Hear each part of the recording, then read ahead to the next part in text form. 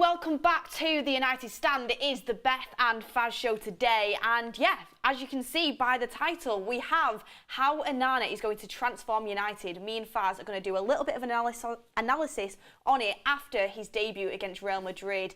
It was actually today, which is crazy to think about, and also another bid going in for Rasmus Hojlund. We have an update on the Højlund transfer by Fabrizio Romano, so there's lots to get into. Also, Rashford could be a striker, but the main thing we want to be talking about is this new Højlund bid. When is this deal going to get done? It could be done by next week, says Romano. And Onana, the perfect new modern keeper for Ten Hag. Let's get into how he's going to change the way we play and how good his debut was yesterday. You might be blaming him for the goal. You might have been thinking, wow, I'm so happy we've got this keeper in. We're going to discuss it down in the comments. But Faz, let's get first into the straight bit of news, and that is from Fabrizio Romano. He's come out and said, understand that Man United have scheduled a new round of talks with Atalanta for Højlund. It will happen this week after €60 million package bid. Man United remain favourites after 5-year deal agreed. Players priority. How are we feeling about that? I'm still feeling shaky because it's been going on for a while. It's still not sorted. It's still not done. I'm sure Murta and Arnold have been talking to Atalanta for the past few weeks, trying to iron out the deal. Obviously, we all know it's hotter than the sun. Big up to Rasmus anyways for checking out my Instagram. That was nice. But it's still not done. And it's the same situation with Frankie de Jong last summer. Until it's actually, here we go, pen to paper, it's not done. And what makes me a bit more concerned, and I have to have the concern, is because PSG are lurking about as well. Even though PSG's valuation isn't agreed by Atalanta, we know that, you know, Atalanta aren't going to entertain PSG, but PSG do have the power to go and up their bid. They can at any moment. And if they do, maybe Rasmus says no to PSG and accepts Manchester United, but either way you look at it, it delays the process and it delays the player coming to us. I would have preferred Rasmus to have been Manchester United player before we even play Real Madrid, but we're not in that position. So right now, I think maybe before the Dublin game, if he can become a Manchester United player, that'd be good, because it seems like it might end up being where Rasmus might not play any pre-season game. And that's... Oh, yeah, I don't think he will play. That's not good at all. Whether he's a good player or whatever it is, that's just not a good way to run an organisation. And don't forget, he is the #1 priority. That's the #1 person we want. It's inevitable in every preseason game, a striker's missing. Yeah. And if we're not like rushing to make this signing happen, whilst nobody else is really on the player, that's red flags. I want the player, Ten Hag wants him, you know, I'm going to back the manager, but it's a shame that the bid is not even gone in. And what happened all this week then? If the €60 million package is now going into talk, 5-year deal, player terms agreed, we're on Thursday. Why is the delay? I will always say the same thing. Why is the delay? The rating of this transfer window isn't based on what players come in.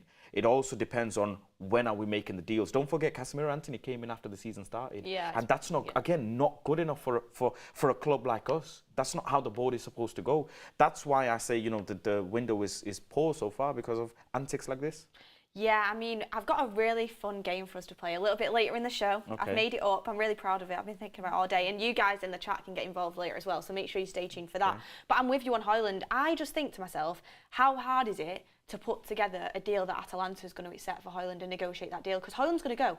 They're literally in the process of buying the replacement for Højlund right now. They've got the replacement in. They're going to sell him. They're going to want the money from him. So how hard is it to do that, especially now PSG are chasing it down? Just a little bit more on that from Fabrizio. PSG pushing, but current bid falls short of Atalanta expectations. The only way Rasmus Hojlund joins PSG is if the deal to Man United collapses. But the deal is absolutely on, and it's absolutely advanced, coming from Fabrizio. Keep hearing advanced, it's nearly there. What we do know is they've not rejected the bid completely. We've scheduled for new talks next week, but I'm like, is that going to drag out for another week? When's it going to happen? We are finally starting to feel the heat of this transfer. Mark's been saying hotter than the sun for like a month now. At least must be. We're finally starting to feel the heat, but you are right, it's not good enough. You've seen pre-season, like the fact we're playing Sancho false 9 second half against Real Madrid, the fact we're even playing Rashford up front as our strongest team, it's a little bit worrying, isn't it? Yeah, it's not Ten Hag's tactics, by the way. No. This is not people saying, oh, this is what Ten Hag is going to do with Jadon Sancho this season. No, he isn't. This is pre-season and we're missing players. We still don't have 2 players that we need to bring in. One of them being the #1 priority position that everybody wants, which is a striker. We do not have that player. So what he's doing is he's using makeshift. I'm surprised he's not put Bruno in false nine. I would have been like, oh yeah, he's just doing that until he can see out pre-season and get a striker in. Sancho's done okay in false nine, and false nine football is something I'm against. I don't enjoy false nine football. I don't want to watch it, but that's the manager's decision if he wants to do that. And look, at the end of the day, if it helps Jadon Sancho become a better player or get in a better state, you know, physically, mentally, just become sharper, I'm okay with it. It's not a big deal, because when Rasmus comes in, this Jadon Sancho false nine is going to go out the window. Yeah, I mean, we'll talk more a little bit about the Real Madrid game and what you thought of pre-season a little bit later on the show, but the whole point of this show, and this is what we wanted to do this show on, before obviously the Højlund news comes out, we want to bring you the latest news. But, you know, we've had a lot of Højlund news, we've had a lot of Amrabat news. What we want to talk about is a new signing that I'm really excited about. Yes, sir. I mean, Faz, do you know the song yet? I mean, yeah, well, it's all over the internet, isn't it? Yeah, we know the song yet. Onana. I used to like Rihanna before. Do you know what? I was anymore. low-key singing it last night when he made that Vinicius Junior save. Oh, Onana, what a save. I don't want to go into it. But Onana, we're going to get into it. I mean, debut yesterday was getting a little bit of criticism, shock horror in the United fan base. Yeah. Also was getting a lot of praise, and we've got the stats here to get into. We're going to talk about it, but I'm going to analyse a little bit of Onana's debut, why Ten Hag loves him, what he's going to bring to Man United, just after watching him against Real Madrid. This isn't any old team, by the way. This is Real Madrid, who, for me, one of the best teams in the world, are going to be fighting for the Champions League next year. Top players in that, especially in that first half for Real Madrid. Yep. So a really kind of big game to play your first game for Man United. Initially, Faz, just let me know, what are your first thoughts? Then we'll come to the chat for your thoughts as well. But we've got a lot to speak about on this. The number one word that comes into my mind is trust. Players need to trust him, and he needs to trust the players. And trust isn't built over one game or 4 or 5 days. It takes a long time to be able to trust your players. And you saw in certain occasions where Varane could have passed it to him, he didn't. You saw when he was looking at his players saying, you know, chill, I've got the ball, I'll claim the cross. And, you know, they were just a bit like shaky. And it's the David Gea era, you know, they need to move on from. But it takes time to trust your keeper. It's a drastic change from a keeper who doesn't come out of his 6-yard box to a keeper who wants to come out of his box all the time. It's a big change for any defender. And you know, it's a big change in the system as well, how we're going to play, where the defenders are going to be positioned. And I think it's just over time you'll see. Yesterday, he conceded 2 goals, big deal. Haha, it's pre-season. I'm sorry as well. Anyone trying to come for him for them goals was honestly, it was annoying me, because second goal, I don't care. No keeper in the world is saving that. Sure. They're just not. First goal, it was offside. It wouldn't have counted anyway. Under the new rule, I don't know. It was offside. Because the whole of the body has to be away, isn't it? Something like that. I don't know. Anyways, this new stuff. But even if you look at it offside or not, whatever, he came out quick, which is again a positive sign. You know, the fact that he came out is good. Bellingham's finish you have to give credit to Bellingham's finish. Yeah, on another day, on a different player, let's say if it was, I don't know, Maddison or someone along those lines, I don't think they don't chip that ball, and Bellingham is that player that does. Declan Rice, I don't think would have done that. It's okay. The thing is, what we bought him for is for him to come out of his line, and that's what he did. That's what you wanted. That's what all the fans wanted, and that's you got what it. I wanted. Yeah, that's what you wanted, and that's what you got. Yes, it led to a goal, but then the goal didn't come because of Andre Onana. It came because Rudiger wasn't closed down early enough. It came because Jude Bellingham wasn't followed by the back line quick enough. And the touch from Bellingham was very good. It's, you know, you defend as a team. It was also offside, and I actually looked at him. Varane stepped in very cleverly, which helped. Like, Varane was playing offside. Wan-Bissaka was obviously the man that you were looking at, but I honestly I watched it back a couple of times. I honestly think it was clear full body offside. But I mean, we can speak about it, but what I do want to talk about is all the pros that he brings to this team. Why Erik ten Hag loves him, because he was full of praise for him after the game. Because let's just talk about this. Like, as I've said, this is Real Madrid. I know it's pre-season, and we're going to see more of Onana as it comes along. And as you said, getting used to your teammates. I actually saw Onana having a little bit of a pop at Varane for not passing it to him, and I like that, because you know Varane's Champions League Varane, Rolls-Royce, World Cup Varane. And Onana saying to him, look, you're in that position, pass it back to me, and I can pass it out. And I like that confidence from him. But this is just a little bit from Onana's first game as a Man United player. Onana, 95% pass accuracy, 80% long pass accuracy, 51 touches, 39 passes, 5 long passes, 3 saves, 1 high claim, 1 sweeper keeper. And if you just compare that with, the 39 passes completed and the 95% pass accuracy against Real Madrid in his first game, De Gea's average for last season was 29 passes and 75% accuracy. So already you're just stepping up the levels, and you can see us, we were keeping possession, we were moving up the pitch. It's not Onana's fault we have no one to stick it in the back of the goal. I mean, you have to also consider Real Madrid didn't play without a striker. They played without a striker. That is true. So they turned their wingers inside and they had Bellingham push further up, almost like a false nine-esque, but fundamentally, they didn't have a striker, because if it was Benzema in that position, you would see the press much higher, much wider, and much constant. And you didn't see that. They played a lot narrower at times with Rodrigo and Vini getting the ball and then dragging out the team.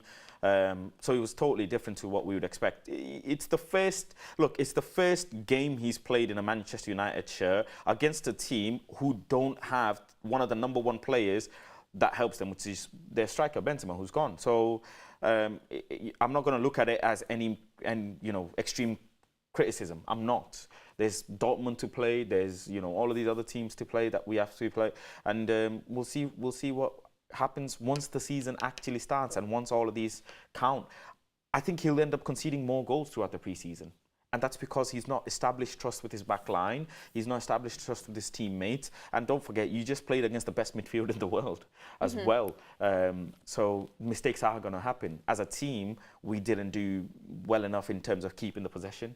We couldn't string a couple of passes together. We weren't comfortable on the ball ever since that injury on Kobe Mino. So, yeah, it's okay. It's perfectly fine. We created chances against the best team in the world. And that speaks volumes without a striker. Yes, we didn't put the ball in the back of the net.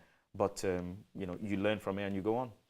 Yep, Mojo says, Højlund not happening is seriously annoying. What's more worrying is going into the season with just 1 striker. Yeah, I agree with you. Højlund, well, the news coming out from everyone right now, like Samuel Lucas, Laurie Whitwell, Chris Wheeler. So I feel like it is like a brief from the club, when everyone's putting it out there, is that Man United will have signed Rasmus Hojlund before the first game against Wolves. Like you said, you want to get a pre-season game in, but that is the brief coming out, so we will have him in, hopefully. But it's still not good enough, really, when you look at the timeframes we're at. But just to kind of carry on about Onana just for a little bit more, I just wanted to ask you, but are you excited, Faz? Because when I looked at him, like, just simple passes, like, he was just playing it between Real Madrid attackers, like, with ease. Every time he got the ball, ping, straight out to Shaw, straight to feet. Like, we were moving it so much quicker. And if you look at Onana's heat map, I don't know if you've seen them online, we need to figure out a way to show them on the graphic, but if you look at Onana's heat map, he was pushed up, basically, near enough to the halfway line with Martinez and Varane. Not only does that allow the defence to come higher, it allows, the team to press better, even though we didn't press particularly well yesterday, but it just allows, for more members of the team to get on the balls in better areas quicker.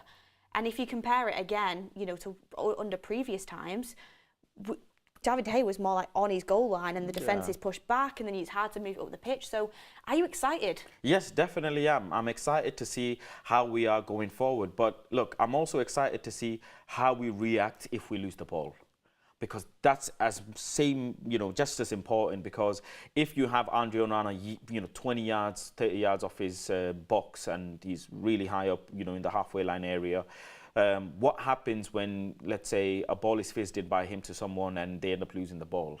And now you're playing against a team with extremely pacey wingers and attackers, and you're caught off guard on a counter. How do you react then? Because it's always about turning a defensive phase into an attacking phase, and that's transition football. That's what he talks about. We want to be the best transition football in the world. Shortest amount of passes, get further up the pitch.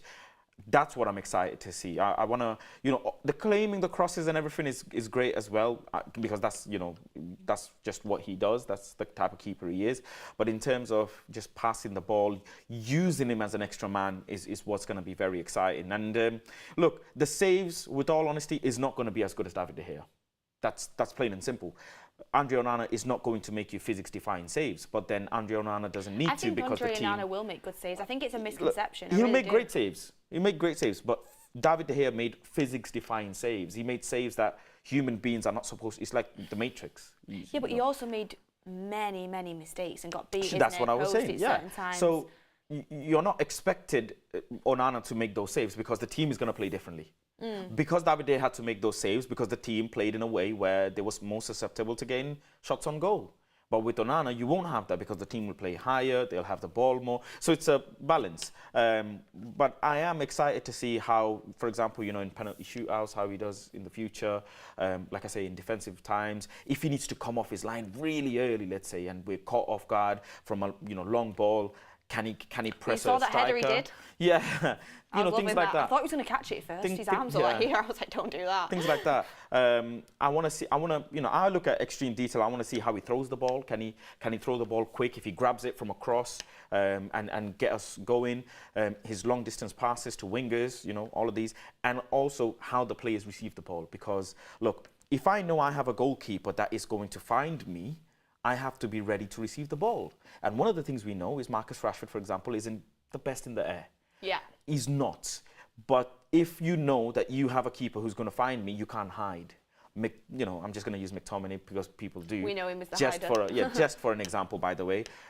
You're not going to be able to hide because, like you said before, he is going to find you in a midfield of Real Madrid or, whoever we play. Chelsea, for example, if we end up playing in the league. With Enzo Fernandez in there, Caicedo, if they get him, he is going to find you. And you must be able to receive the ball because if you don't, or if you're not available to receive the ball, that actually falls on him.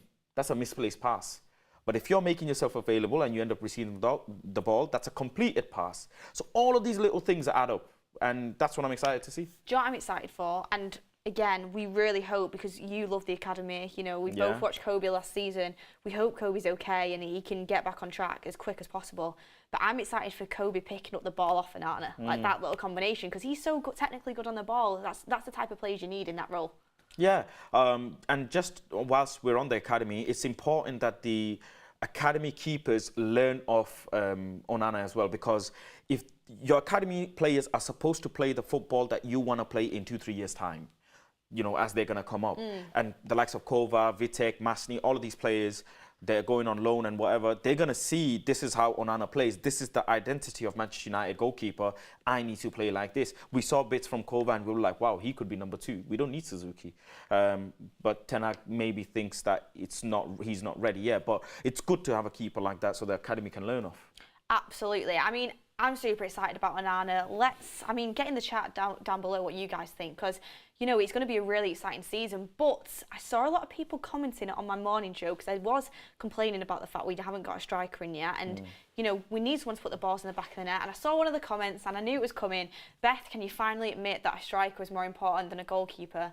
And I can't admit that. They're both very important, but as I've always said, they both only work if each of them have each other. Do you know what I mean? Like, with a striker, you want to be moving the way that Erik ten Hag wants to move up the pitch with. You need a keeper. There's no point doing that if you don't have a striker to put it in the back of the net. So hopefully Højlund can sign soon. But I thought it was a real positive to take out of the Real Madrid game, the way Onana played yesterday. I'm going to be a bit contradicting, but okay.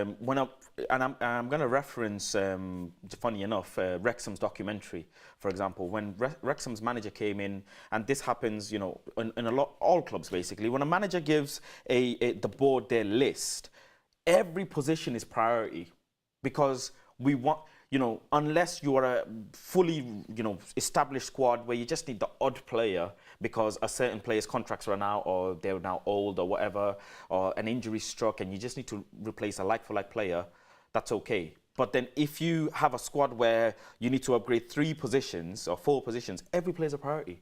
Because one player can't make the world of a difference unless it's a balance. And just like we needed Mason Mount and need a keeper and Rasmus Hojlund, that's a team. That's like building your squad. If we had just brought in Andre Onana and no Mount, no Amrabat, no Rasmus Hojlund, we would be better off, but not as good as if we had the other players as well. So every player is a priority in their own respect.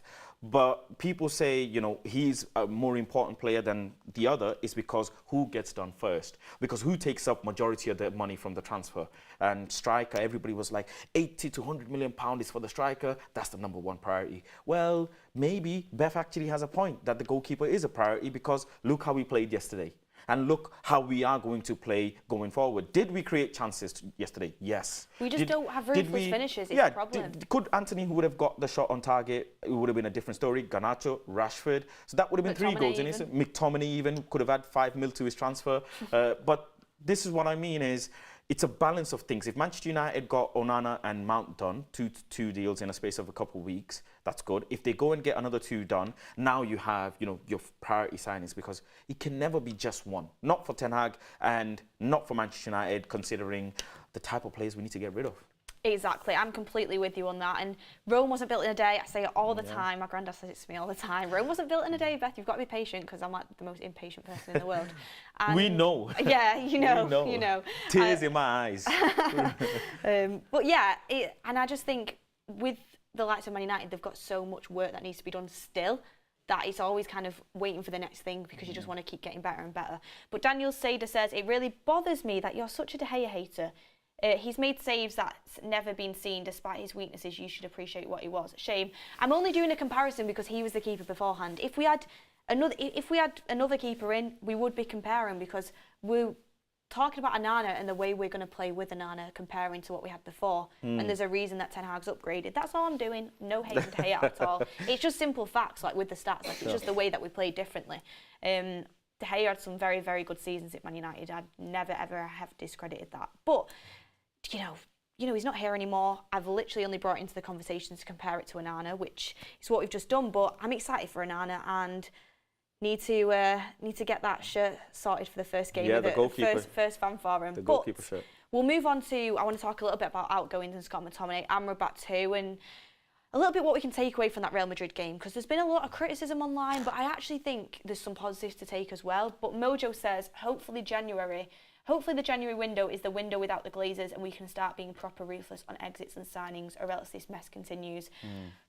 I keep hoping, but honestly, my hope's running very thin with this ownership situation. I'm just going to wait. I think there's another one with the members. Progressive ownership. Yep, you can see it better than me. Jordan White, member for 34 months. You know what happens when somebody else enters the race for a player? It means we pay more and quicker. I would usually say that, but PSG are not offering more than us. Like, I would have actually preferred it if PSG came in and was like, matched our bid, because it would have forced us into something quicker.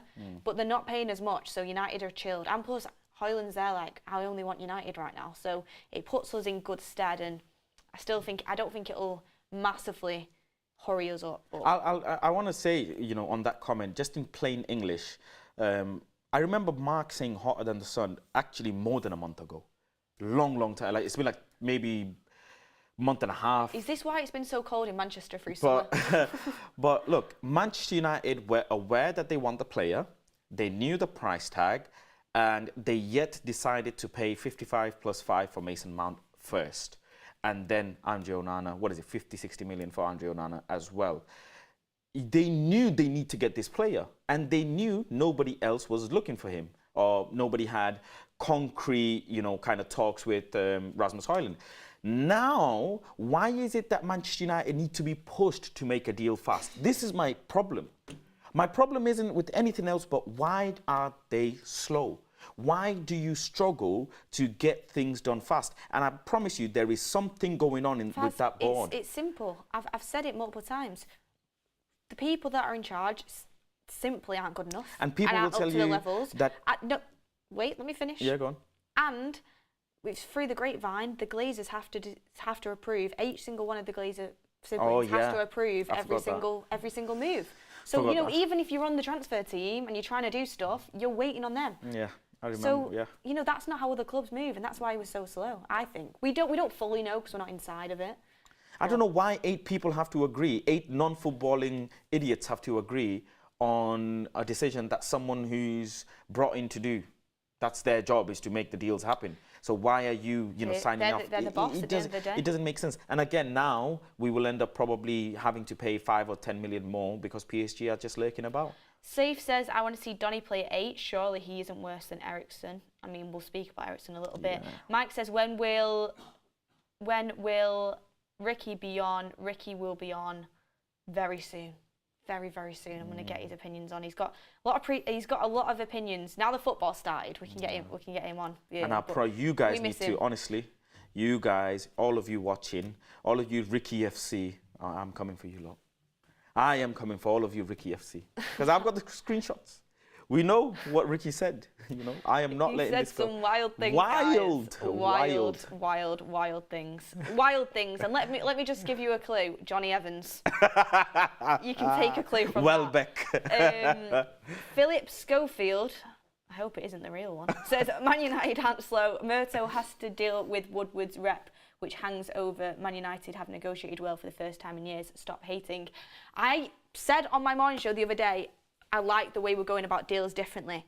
And we are paying better prices, the wages are better, and we're actually getting Erik ten Hag's targets, taking nothing away from that. But we still can't hide away from the fact we are very slow. Yeah, these are Murto FC fans. I mean, good on them. But me, I can't credit anyone who works, to benefit the Glazers. It's not possible. But we have Slow Spots news. Hi, Beth and Faz. Hope you are both well. I'm 99% sure Højlund will be signed by next week, and I am not concerned over PSG motives. Okay. I like the positivity. I really like the positivity. Maybe Højlund's been in your DMs as well. But no, seriously. Has Højlund been in your DMs? No, he's not. He's not been in my DMs. I don't have the same clout as Mark, I don't think. Wow, okay. But yeah, anyway, moving on swiftly. Yeah, on that, I'm not trying to hate on Murto at all because we don't actually know what goes on. But we know something there is lagging. Something. Anyway. Yeah. But anyway, let's talk a little bit about Scott McTominay. You know about West Ham employee on Twitter, yes, don't you? He's been very good around West Ham stuff. He was very good on the Arsenal Rice deal, and he said West Ham are eager to bring Scott McTominay to the club. The Scotland international is highly rated by David Moyes, and the boss has made it clear he wants the fellow Scotsman. There is currently a gap in valuations, but the club hope Man United soften their stance. What are you thinking about that? They've wanted McTominay for a while. I mean, they just waited until they get 100 million, and then they can go and spend that money. So what's the delay? 40 million. Fantastic price. I think it's a really good price. 30 million, I would have been upset. And every million counts to me. You'd be upset at 30 with Scott McTominay? I know. By the way, I know people will say, Scott McTominay is not a £30 million player. We'd be lucky to get 30. But guess what? Someone's trash is someone's treasure. And to you, Scott McTominay is not £30 million because you are a Manchester United fan who's sick and tired of Scott McTominay. But to another team who can see the value in the player, look, Scott McTominay is worth whatever another team will pay. But you wouldn't pay 30 million because you're a Manchester United fan. But someone will pay 40 million for Scott McTominay because just like someone would pay 40 for McTominay, we paid 55 for Mount after he scored 3 goals last season. Did we not? And we know what Mason Mount is worth because to us, he's a versatile player. He's someone that Ten Hag wanted before.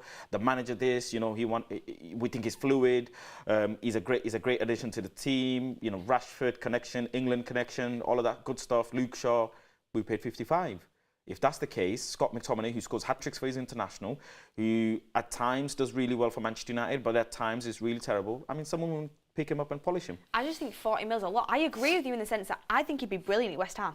I really do. I think West Ham fans would really like him. He's that physical presence that can be box to box. At that level, I think he thrives, sure. Honestly.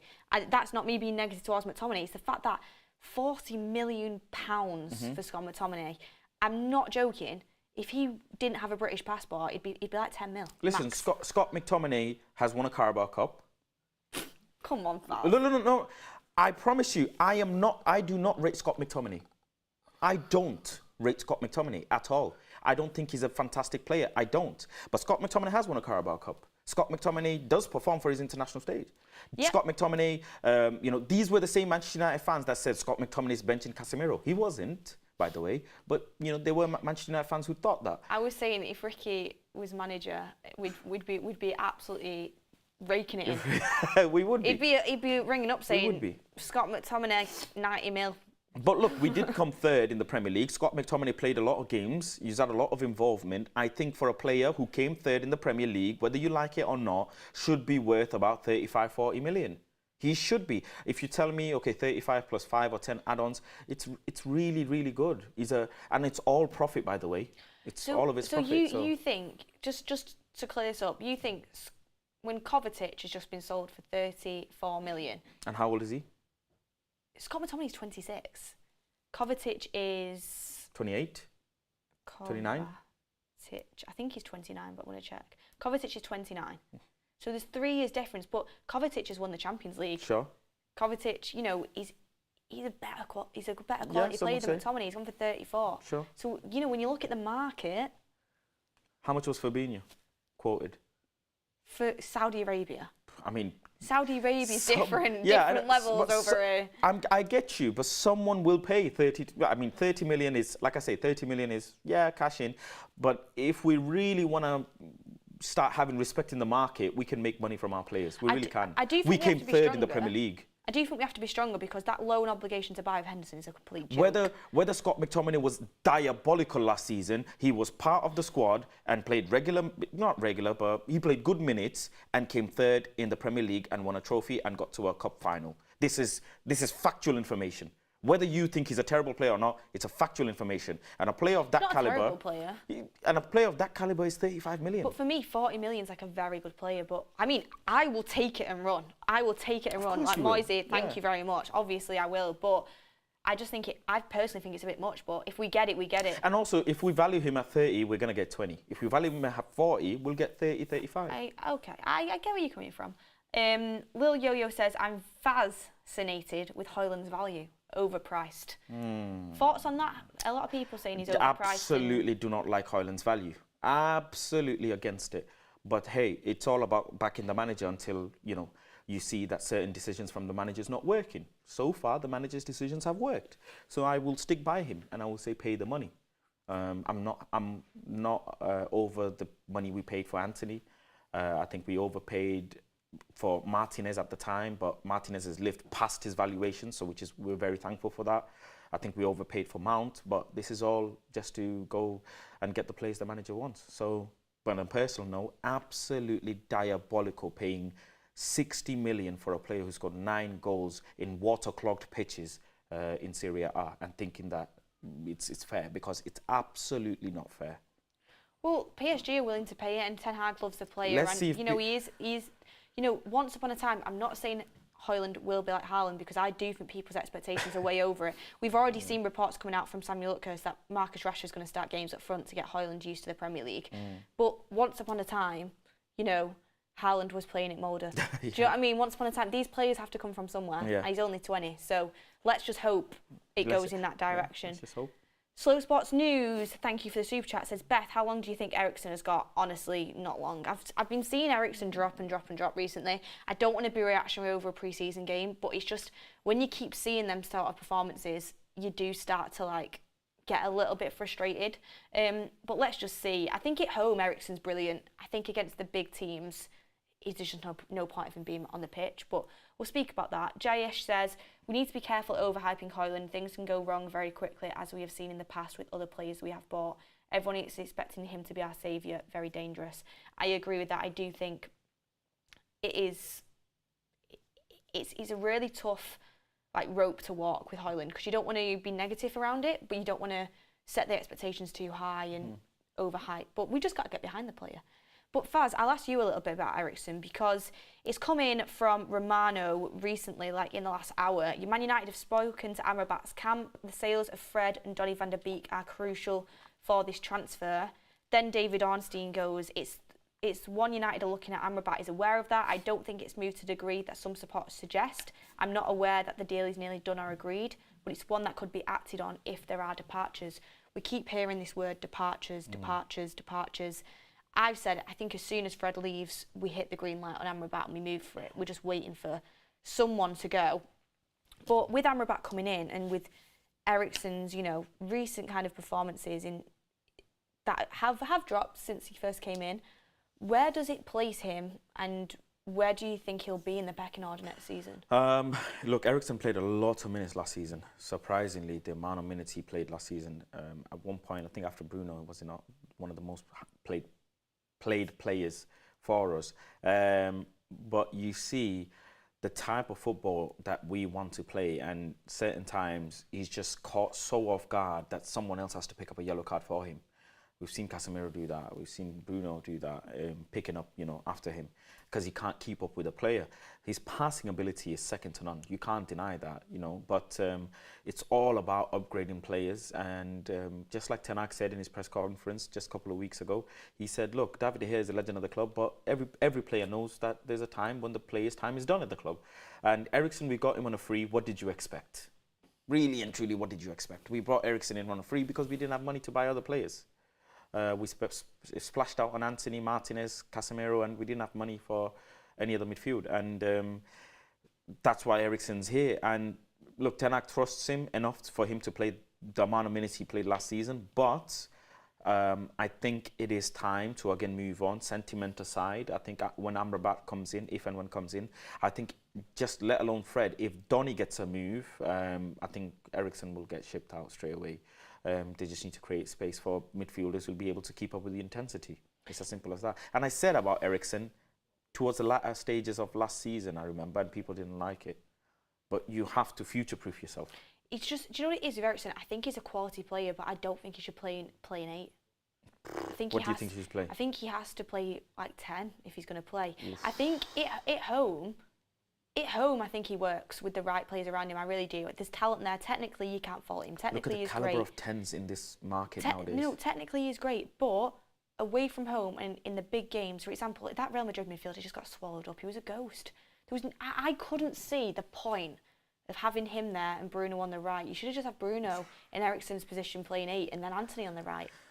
So much more legs. I don't understand what.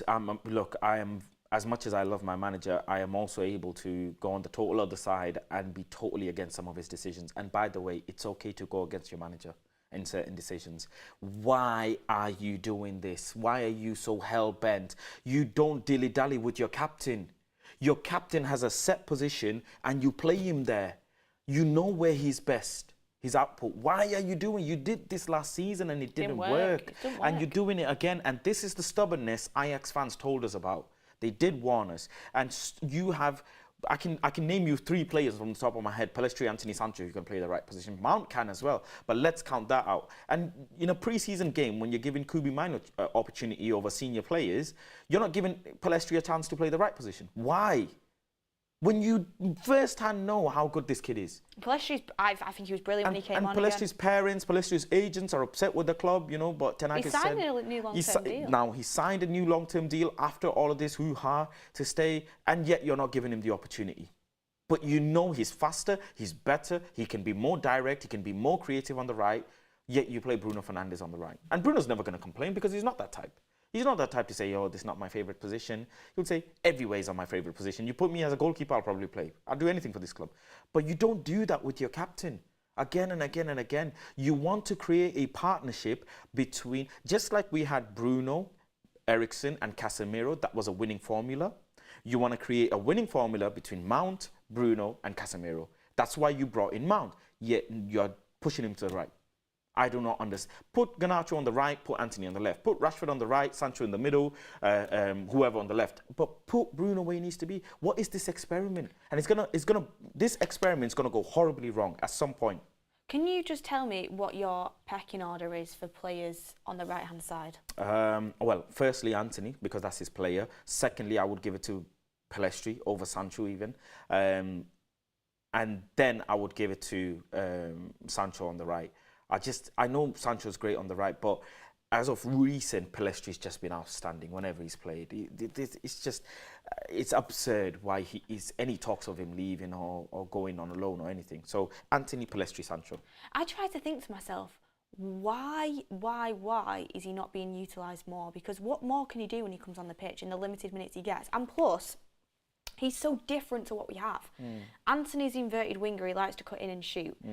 Sancho is... Sancho's more... If he plays on the right, he is more of like, that tricky, passy kind of...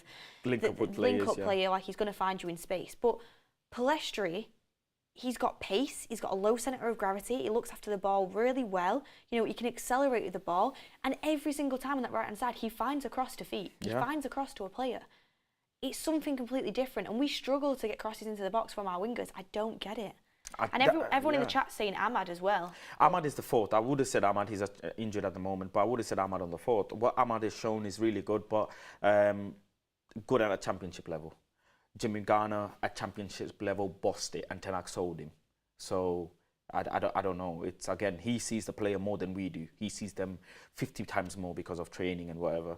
But I would have said, you know, in Anthony, Pellistri, Sancho, and then Ahmad. But I just don't understand what he doesn't trust Pellistri. Maybe there's not enough trust, or he doesn't want to. They really like him in training. When we spoke to Darren Fletcher on the plane, he was saying sometimes, you know, the manager has to give players chances, and Pellistri forced him to because he was so good in training. Is it going to take an injury? Is it going to take a lack of personnel up front for Pellistri to get a chance? Because don't forget, Garnacho didn't get a chance based on his own merit. As much as he did, he got because we lacked players. We didn't have enough firepower up front, and we needed an extra body. Garnacho came in, boom, and then he just ran with it. Is that what it's going to take for Pellistri to really start showing that I deserve? Because Pellistri's not a young kid. He's 22 years old. That's not young. How old is Anthony? You know, how old is Sancho? He's not a young player. He's not 19. He's 22 years old, and at that age, you're expecting to play some first team minutes. And yesterday would have been really good to see him on the right. Rashford in the middle, Garnacho on the left. You know, pace, extreme directness, and what could have been. How old is Rodrigo? You have to give these young players chances. I know it is one of them. I'm actually going to look up how Rodrigo's old 21. Rodrigo 21? is, and just have 22? a little 22. He's 22. How old is Pellistri now? Is he like 21? 22, I think. 21, 22. See, this is the time when he should be. He's 21. He should be coming in now. Like, if it gets longer than that and you're still not getting first team football, if he goes on loan, then I think that's it. I mean, I don't understand then. I think he has to be. Just out of interest, who do you think has got the better future at United, Ahmad or Pellistri? What a question. That is a very deep question. I think I know who you think. Look, I would say it's Ahmad. Really? I thought you were going to say No, Pellistri. I would say it's Ahmad because you look, okay, you kept a player. I'm going to look at it from a club perspective. You kept a player on bench and he's not going to develop much on bench, just sitting there. But you sent a player on loan, and on first team minutes is by far more important than anything. Yeah, but still, he could have sent Pellistri on loan, but he kept him. But he needed the player because of bodies, right? He didn't have enough squad depth. So he's kept Pellistri, but at times when you're thinking use him, he's putting Bruno on the right last season. Pellistri's there, literally there to play the right position. Doesn't. So going off that, and now Ahmad coming in. By the way, Ahmad's come in and instantly in pre-season playing. Right? That's true. That is very true. Ahmad's just come off loan. And he's playing instantly. Pellistri's like, wait a second, I've been on bench. You've played Bruno on the right. Do you know what it is? Ten Hag loves an inverted winger, clearly. Clearly, and he doesn't like his wingers going too wide out. He likes them on the inside for some reason, and it's just his system that he wants. But based on all of those facts and proof, I think Pellistri is not going to last longer than Ahmad. But hey, anything can happen in football. If an injury, God forbid, if an injury strikes or anything, you might see Pellistri come through, and he might say, right, okay, well, there you go. Well, interesting. I mean, we've still got a little bit more to get through. Loads of topics kind of flying out, loads of different reports flying out. I'm loving this show. Yeah, it's good. Beth and Fast show. If you like, make sure you like the video first and foremost. And when Mark is live later on today, I think he's live later on, go and spam the chat and tell him Beth and Fast show if you guys want it. If you like it. But I've got this little game that I want to play now. I hate games. It's for the last 15 minutes, and we're going to do it with the chat as well, and it involves some of the topics that we've got coming up. So, as I've just spoke about, you know, Amrabat coming into the team. Hopefully, if he signs. But they've said in order to do so, Donny van der Beek should be sold along with Fred. Yeah. So what I want to is, the game is called Hit or Miss, everyone. So in the chat, hit or miss. And I'm going to tell you a statement, you've got to say hit or miss. And then you're going to explain the reasons why. So hit or miss, Donny van der Beek can be a successful player for Man United next season. Miss. Miss. Yeah, miss. Explain. Chat, get involved. Miss, because Ten Hag saw Donny van der Beek even before Manchester United. Donny wore a Manchester United shirt. Ten Hag was the one that sold him. He came in. Donny was fit. Ten Hag didn't play him. Ten Hag said in an interview that I'll give him the opportunity and he has to perform. He was okay-ish. And, you know, other players played above Donny numerous times, had an injury, really bad one. Has he come back to the level that we expect and we need? Don't really know. And it's just his time at Manchester United just hasn't worked out.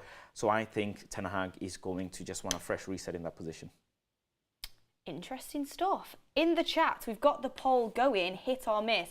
I can see all of your comments coming in. It's really diverse, this Donny van de Beek I love Donny van de Beek. What a gentleman. What a gentleman I'm going to put, sack it, I'll put hit just for a laugh. Donny van de Beek can be a successful player at United next season.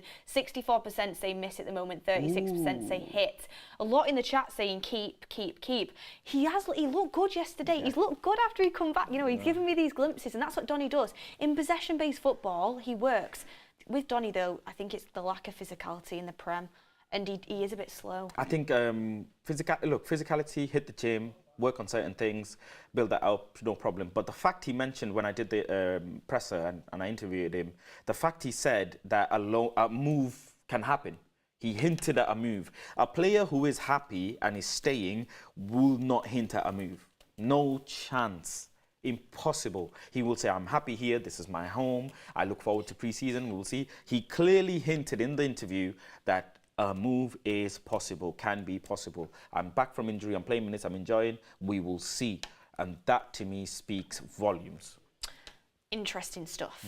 Interesting stuff. Right, well, Faz, my next statement. So, I actually think Donny van de Beek will leave, but my next statement is, if Amrabat signs for Manchester United, he will start more than 15 games next season. Hit or miss? Hit or miss. He will start more than 15 games next season. Miss. Miss. Miss this. Absolutely miss it. Why? Miss it. Casemiro is no chance. No chance you can start him over Casemiro. 15 times. And there's Bruno as well, who will never get benched. What about Mount? Might get pushed onto the wing. And Mount is someone that Ten Hag is obsessed about since Ajax. That's true. You would, told all of us about this as well. So I know, I love Mount. And Mount is, more energetic, creative, forward attacking player. No chance Casemiro is not starting. Just so you know. We've got a stat in here from Alex. Thank you, Alex. Man United played 61 games last season. Was that change your stance? Look, even if you consider the cup games, right? Let's say, okay, 15 is a lot. No, 15 is a lot. How many cup games is there? I mean, considering Prem is 38, 20. Nah. By the way, we were saying start. We're not saying play. We're saying start from the beginning. 10, I agree. I think 10 games okay. Because I actually think Amrabat, when he comes in, I think he's going to really kind of create this problem where I think he's going to be brilliant. I really do. Yes, primarily he's going to be covering for Casemiro, but in them games against, the likes of City, the likes of, think about it, just the top 6 alone, you play them 12 times in a season. I think Amrabat starts all them games against the top 6, all of them. Yeah, what I can see That's happening 12 already. Casemiro playing a lot of 70 minutes or 65 minutes and then Amrabat coming in. That's true. what I can see. Or Bruno, or not Mount maybe, but Bruno. Because, Bruno got run through last season. That's a lot of mileage he put in. He was on crutches when he out in the semi-final against Brighton. So, yeah, I think but he doesn't start over some of these players. No chance. Because in the big games, I think he'll play a midfield 3 of Casemiro, Amrabat, Bruno, Mount maybe on the wing. If he pushes, it won't surprise me if he pushes Bruno on the wing, which I don't agree with. But he's stubborn. He's a stubborn manager. He's got his badges and we don't. I mean, But let's see what you guys are saying. The chat says 82% hit. What? 18% miss. You lot are. Oh my goodness. Change your sugar and salt that is in your cupboards because there's no minerals in that. How are you telling me he's going to start 15 games past Casemiro, past Bruno, past Mount? What? Okay, he's not playing in number 10. He's not gonna take Bruno's position. Bruno's the captain. It's only Casemiro he's competing against, and Casemiro's the freaking. I think he could play with him in some games. And you know what? It's because Casemiro didn't have a good game yesterday. People think they'll play together. It's interesting, you know. Let's just see what happens. But this is what hit and miss is for. How? This is what the game That's hit and miss crazy. is for. It's No to minerals. kind of Oh my get God. things like this going. But anyway, okay. Okay. This is the next one. Ah. Hit or miss. Yeah. Marcus Rashford Oh, Lord have mercy. will play more than 15 games as a centre forward next season. This is just setting me up for failure here. This is literally setting me up for failure. 15 games as a centre forward, hit or miss. Okay, forget Rasmus for now. He's competing with Martial for that position. Easily he plays 15 games, easily, in the number 9 position. Now you bring in Rasmus in, but then Anthony didn't bench him a lot, did he? The players he brings in, he doesn't bench them a lot. They play. Here's another one for you, hit or miss. Well, let me finish this one. You know, but I just want to add it in. It's the same one with Rashford. Here's another one for you. Hit or miss, Rashford will start the first game of the season as the centre forward. Hit for that one. Rashford will start as a number 9. But will he play 15 games as a centre forward? I will say hit, yes. You say hit? Yeah. I agree with you. I think he will. And we've heard the reports coming out that Rashford has been ready to start as centre forward in a few games next season to allow Højlund to adjust to Premier League football. Understandable. This is what people need to understand. Højlund isn't coming in as Haaland. Like, it's a different level. So I think he will be doing, but it'll be interesting to see. As you can see on the screen there, Man United are provisionally planning to play Marcus Rashford up front in certain games in order to ease Rasmus Hojlund's adaptation to Premier League football. Okay. What did the chat say? The chat says, oh, I forgot to ask the chat. The chat says, hit, it's 59% hit. 59% of people think Marcus Rashford will play more than 15 games as a striker next season. Miss says 41%. Okay. Okay. Next one is, hit or miss, Yeah. Eriksen will not be a first team player next season. So hit means he's going to be a bench player, and miss means... So wait, Eriksen will be a bench player next season. Hit or miss. Hit. Hit. I think that's pretty easy. Yeah. You probably don't need to do a poll over that. I think everybody thinks that as well. Yeah. Okay. Hit or miss, Anthony Martial Miss! will be able to stay fit for more than 3 months. Miss. I knew the question. Miss me with it. Miss me. Ricky, please, miss me with it. Martial FC, please. I thought he's finished. Where's Trey? It's done. Suspended. I thought Martial FC's finished once and for all. Please, miss me with it. Miss me with it, please. Saudi Arabia, please, do something for me. ASAP. Okay. Hit or miss, Anthony will score more Don't give than a 12 goals next season. Hit. Absolute hit. I don't need to think twice. Hit. He will score more than 12 goals. Combined, anyways, not Prem goals, by the way. Combined, he will score more than 12 goals next season. He would score more than 12 goals? Yes, I have faith. How many did he score last season? Double digits GNA, so I don't know. I know it's double digit. Do you expect him to start the majority of games next season? Oh, yeah, absolutely hit. Absolutely hit. Again, he's important for the system, but his output on an individual level. See what people are saying. Anthony will score more than 12 goals next season. Again, 59% saying hit, 41% miss. Hold on. 41% of you say miss. How many people are watching this show? There's just over 5,000. So just around 2,500, 2,200 people think he won't. Like, talk about backing the manager, talk about backing the player, and talk about sometimes us being negative. What about you guys? Ty says Onana's class will have huge impact next year. Yeah, we'll definitely speak about Onana in a second when it comes to that. Alex says 8 goals, 5 assists. More like Sky's 100 shots. But that doesn't matter. If he skies 100 shots and gets 10 on target, that's 10 goals. Personally, I actually do think that he will. Yeah, he will. He will get more than 12 goals. I mean, if he doesn't get 12 goals combined next season, 12 to 15, it's a bit, it's a long day. This is an interesting one. Hit or miss, Marcus Rashford will be Manchester United's top scorer next season. Easy hit. More than Højlund? Easily hit. I don't think it's an easy hit. I think Manchester United's top, but okay, The interesting thing will be is how the goals are shared, because there will be some. I would expect the goals to be a bit shared, because the type of football we're playing. I can expect Jadon Sancho, if he's sharper, to get 5-6 goals, even though that's very low for a player of his caliber. I think Mason Mount could be getting 5 to 8 goals. This is my basic expectation from players who are playing forward. Bruno Fernandes should be getting 8 to 8 goals as well. Anthony, I'm expecting 12 goals. I'm not expecting a lot of goals from Garnacho because of how creative he is. He's just a more assist type of player. But Marcus Rashford, if he plays 15 games number 9, I can expect a couple of braces. I can expect, some goals from him. So easily he should be top goal scorer, yeah. I mean, Rasmus Hojlund, I have no expectation from him. He's a 20-year-old coming in Manchester United, and he needs to be developed. You need to be extremely patient. When we bought Anthony Martial for millions of pounds, people didn't expect him to do craziness until, a few years go by. He's going to need time, and not one season. He's going to need 2 seasons before. Strikers are prime at 28 years old, so he's only 20. Yep, the chat, 67% say hit, 33% say miss. So the majority of you guys think Rashford will be top scorer.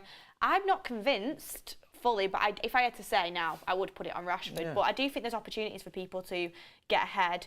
Rishak says hit or miss, Lindelof starts more than Maguire. Oh, we don't need to do that one. That's an absolute hit. That is an absolute hit. This is one for you. Hit or miss, Onana will be Manchester United's signing of the season. Absolute hit. Yeah, easily. That's very easy. Because it just changes. Mason Mount doesn't change the style of football that we play. Rasmus doesn't really change the style of football that we play. Yeah, you could argue with that, sure. But Onana changes the direction of this club fully. 100% it's a hit, yeah. Some people disagree in the chat. How? Aaron STGC says Højlund will definitely exceed expectations. I hope so. Yeah, I hope so. Hits, miss. It's divisive. It's divisive in the chat. By the way, if you don't think it will be Onana, who do you think it will be? Yeah. By the way, Højlund will exceed expectation because the expectation is set low. Does that make sense? So obviously you're going to exceed it. But if the expectation is set high, you're not going to exceed it, are you? You're just going to match it. So, yeah, anyways, Onana is definitely signing of the season because he changes the direction of this club. How long have we had David De Gea, who is such a legend of this club, but now we want to create a new legend in Andre Onana, and he benefits, the whole team, the back line, the academy players, the goalkeepers in there. It's just totally new direction. So, yeah. The votes are flooding in. The admin, hilarious. I mean, you know what Ricky's got on his burner accounts right now. Andre Onana will be United's side of the season. The options are hit, miss, or Johnny Evans will. Oh 17% say Johnny Evans will, 17% say miss, and 66% say hit. So 17% of you deserve the Glazers. If it's a joke to you, you guys deserve the Glazers. Because why are we protesting then? Why is it #Glazers out? What are you talking about? Because Johnny Evans, oh, fellas, come on. It grinds my gears how people think Johnny Evans, nothing against Johnny, but how? It is a bit of a joke.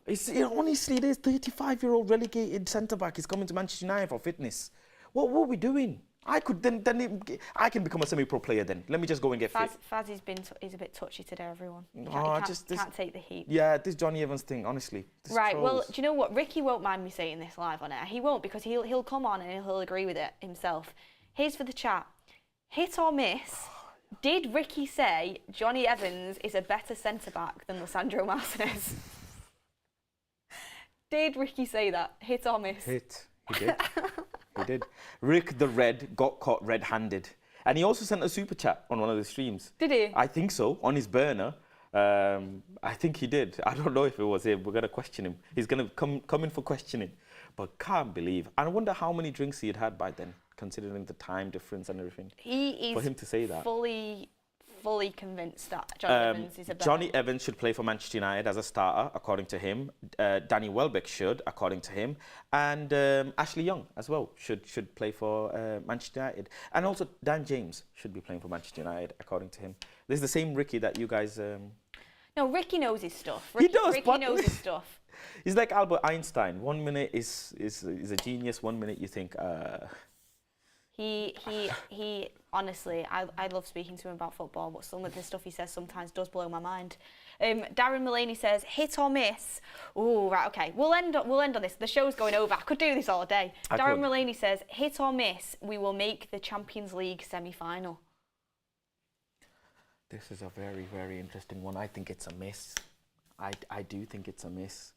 I just don't think Manchester United have...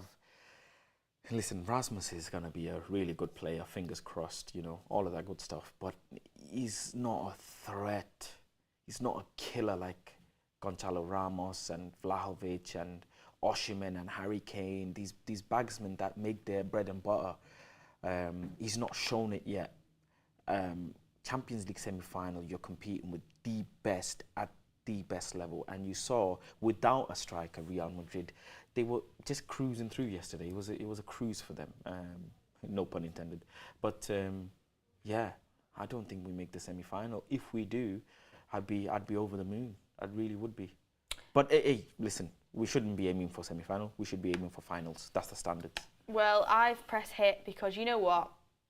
Living for the hope of it all. I'm a dreamer. Yeah. And I'm manifesting it. I manifested Onana, I'll manifest the Champions League. By the way, don't come at me for saying that we won't, because the same people who cooked me for saying we'll be okay in the final against Man City, we actually did okay. United, well, the votes are coming in. 67% say miss, 33% hit. So not many people are expecting it. Yeah. The one thing I would say is I do think it depends on what draw you get. Like, no one expected Inter Milan to be in the final last year, and they were in the final. Like, United have the quality, and if they get the right draw, they could potentially get there.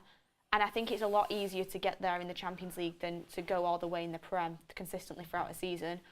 But it just depends on what draw you get, 100%. But lastly, to finish it off, hit or miss, we will have Højlund, here we go, to Manchester United by the end of next week. Oh, I see what you did there, because normally you say, in 24 hours, we'll have, here we go. You did that with Onana. Next week, miss. Manchester United, miss. Not by the end of next week? Yeah, I think we will. I think we will. I'm being positive. I think Thursday next week. I don't think That's what my powers are telling me. I don't know why. Manchester United, isn't it?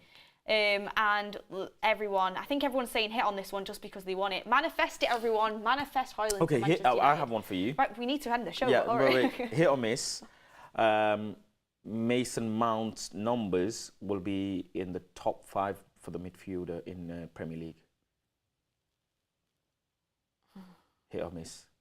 By the way, look at that camera whilst you do it yourself. Hit or miss. Hit or miss that Mason Mount's numbers will compete or be in and around the top 5. In terms of what, though? I don't know. Chances created, everything included. He'll just be a top 5 midfielder overall. Chances created, goals scored, assists. For an attacking midfielder, though, because you have the likes of like the top 5 are at City. You have Rodri, you have De Bruyne, you have Bernardo Silva. Listen, we can play in the Premier League, so. You know, you have Odegaard, you have Bruno. Oh, Mason Mount, this is your favourite signing. Come on. I will say for now, miss, but I think he has the potential to. I think he has the potential to. Anyway, everyone, on that note, I'm going to clip that. on that note, he has the potential. You've really got to narrow it down to what stats we're looking at. Chances created, then. Chances created. Well, yeah, with Bruno will be. But he played 10 yesterday, so. Yeah, I don't know. For now, I'm going to say miss, but I'm hoping it will be a hit. I'm hoping it will be a hit. But anyone. Anyway, Faz, thank you. I've loved the Baz show, the Beth and Faz show today. I really like that. We'll have to.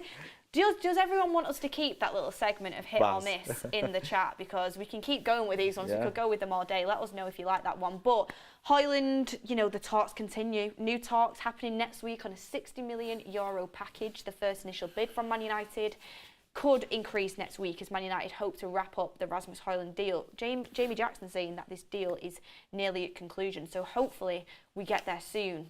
Hopefully we get the here we go soon. Amrabat could be on his way. We need to sell a few players, and yeah, let's see what the season will end like. But thank you everyone for tuning in. Oh yeah, Onana's debut. Check out that analysis previously in the show, because we absolutely loved it, and we can't wait for him to be signing of the season for Manchester United next season. But Faz, thank you for coming on. Thank you very much. It was good. It was really, really enjoyable. Liked that game as well. Thank you everyone for being in the chat. Thank you everyone. Really appreciate it. Everyone's saying they're loving the hit or miss and they're loving the show. Yeah, thank you guys for the well positive done, Beth. feedback. Well, you know, it's hard to come up with these really innovative ideas, but somehow I manage it. But thanks everyone in the chat. Make sure you tune in later for Mark's show, and any updates we will bring them to you. We'll see you on the next one, everyone.